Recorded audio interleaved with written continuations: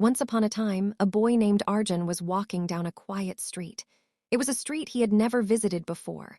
The houses looked old, and the air was very still. Suddenly, something caught his eye, a small shop with a shiny golden sign. The letters sparkled and read, "Magic Shop." Arjun stopped. "Magic, is that real?" he whispered. His heart beat fast with excitement. He slowly pushed open the wooden door and a small bell rang, ting-ting.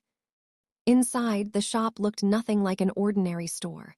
The shelves were full of strange and wonderful things.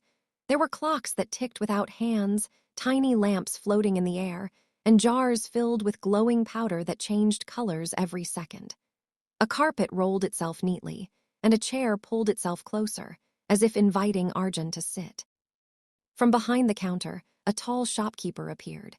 He had a long white beard, twinkling eyes, and a smile that looked both kind and mysterious. "Welcome, Arjun," the shopkeeper said softly, as though he had been waiting. Arjun's eyes grew wide. "How do you know my name?" The shopkeeper only smiled and said, "Everything here is magical. You may choose one thing." Arjun walked slowly around the shop. Every item called out to him: a mirror that showed not his face but his dreams, a hat that made him invisible, and even a book whose words danced and changed on every page. But one small wooden box in the corner caught his attention. It looked simple, unlike the other glittering objects. Arjun picked it up. "What's inside this?" he asked. "Open it," said the shopkeeper with a nod. Arjun carefully lifted the lid. At once, poof! A tiny golden bird flew out.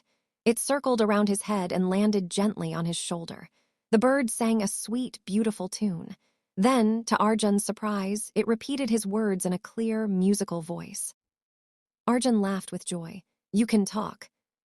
The bird chirped back, "Talk, talk," and both of them laughed together. The shopkeeper leaned closer and whispered, "Remember, Arjun, magic is everywhere. But the greatest magic is not in things you buy. It is in your heart, in your kindness, your imagination, and your courage." Arjun held the bird carefully. He wanted to stay longer, but when he turned back, the shop was fading. The shelves, the jars, the glowing lamps, everything melted into mist. In a blink, Arjun found himself back on the quiet street, holding the little bird. He looked at the spot where the shop had stood, but now there was only an empty wall. The shop had vanished. Arjun smiled.